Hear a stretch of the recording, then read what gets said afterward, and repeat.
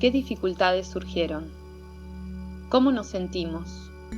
¿De qué manera afrontamos esta situación? Desde Graduades de Historia comenzamos a hacerles preguntas de este estilo a diferentes colegas para que podamos poner en común reflexiones y sensaciones que surgen en relación al efecto que tiene sobre nuestros trabajos este contexto de aislamiento social. Esto es, Preguntas de Cuarentena.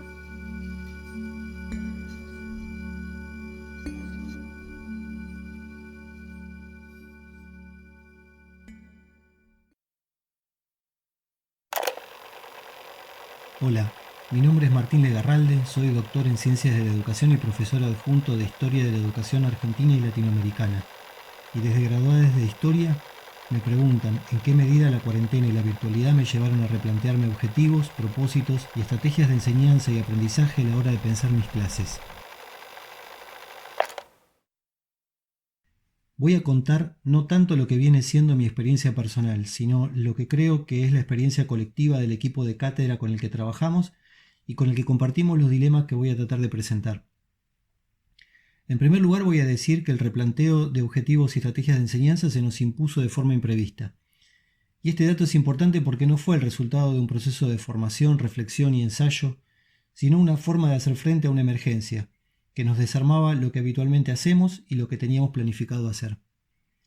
Digo esto porque me parece que una cosa es pensar los entornos virtuales y la reformulación de propuestas de enseñanza como un movimiento deliberado y planificado, y otra cosa es pensarlo como una condición que nos sale al cruce y a la que tenemos que atender de alguna manera en plazos muy breves, sin antecedentes que se acerquen cualitativamente a la situación que vivimos, y todo esto con el telón de fondo de una urgencia sanitaria y social que pone el foco de todos nosotros en otro lado.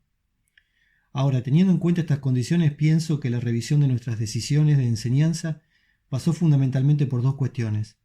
Por un lado, por un cierto desvanecimiento de eso que llamamos clase, y por el otro, por una visibilidad mucho más aguda del impacto de la desigualdad social en las condiciones de estudio y aprendizaje de nuestros estudiantes.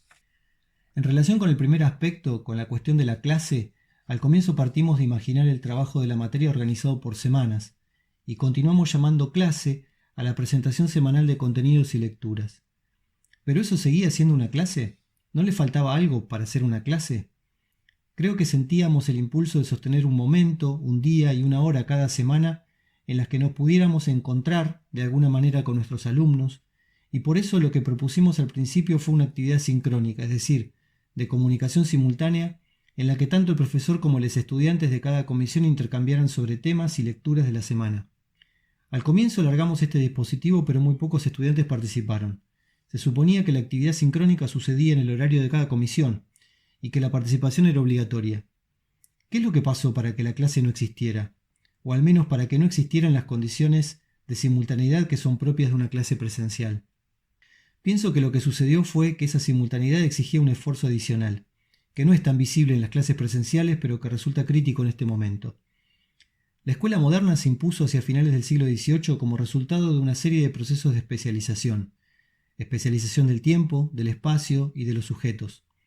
Una especialización del tiempo que recorta el tiempo de la escuela como un tiempo solo dedicado a la educación, y lo diferencia del tiempo dedicado a otras actividades sociales como la crianza, la religión o la producción. El historiador colombiano Alberto Martínez Boom lo sintetizó al decir que la escuela triunfó cuando pudo decirles a los chicos: ya no estás en tu casa. Y a ese proceso le siguió la expansión de la forma escolar para colonizar otras prácticas educativas. De algún modo, una clase en la que se participa desde la casa implica un esfuerzo adicional de abstracción. No podemos decir en el aula virtual: ya no estás en tu casa, porque estás ahí y porque reservarte el tiempo para la clase es un esfuerzo especial cuando estás en tu casa. Eso sucede con el tiempo y con la clase como unidad de medida del tiempo de enseñanza y del tiempo de aprendizaje. ¿Cómo nos reservamos el tiempo de una clase si quienes viven con nosotros nos ven allí, disponibles para conversar, para aportar a la vida común, para resolver problemas o una urgencia? ¿Qué esfuerzo adicional implica reservarse el tiempo de una clase para quienes sostienen tareas de crianza y de cuidado?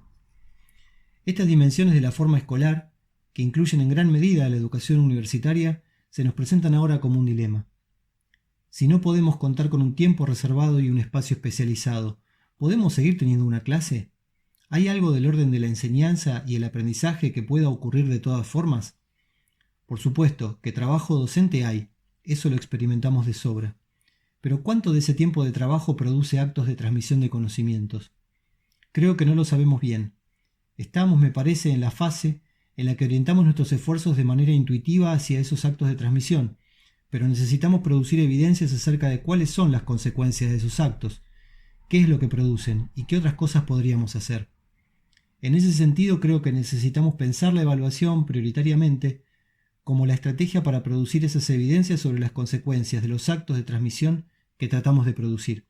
En eso estamos. Por otro lado, había hablado al principio de otra cuestión que nos llevó a revisar nuestras decisiones de enseñanza, y es la visibilidad que cobraron en este contexto las formas de desigualdad que impactan en las condiciones de estudio de nuestros estudiantes. Sobre esto quiero decir que, por supuesto, no se trata de una preocupación nueva, pero sinceramente pienso que la necesaria puesta en marcha de una propuesta de enseñanza en un entorno con exigencias no habituales puso en evidencia mucho más crudamente esas condiciones de desigualdad. Desde que empezamos la cursada virtual hemos tenido muchas comunicaciones de nuestros estudiantes que nos cuentan cómo las carencias materiales les impiden acceder a lo que les proponemos, y frente a esos mensajes no podemos ser indiferentes.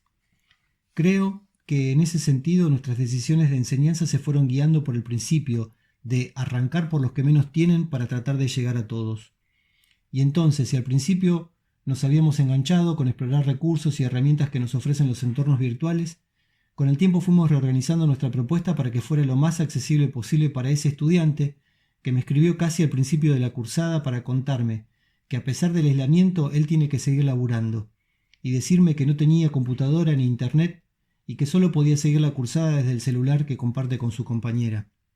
Desde que recibimos ese mail, un poco la consigna fue pensar las clases no como ese tiempo reservado y ese espacio especializado del que hablaba antes, sino como un acto de transmisión que pudiera ocurrir incluso en las condiciones que nos contaba este estudiante.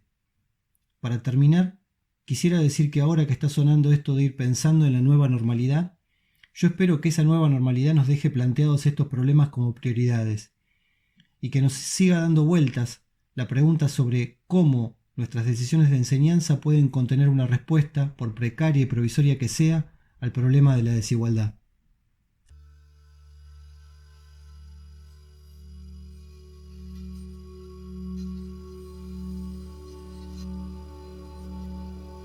Esto fue Preguntas de Cuarentena, un podcast de graduades de Historia.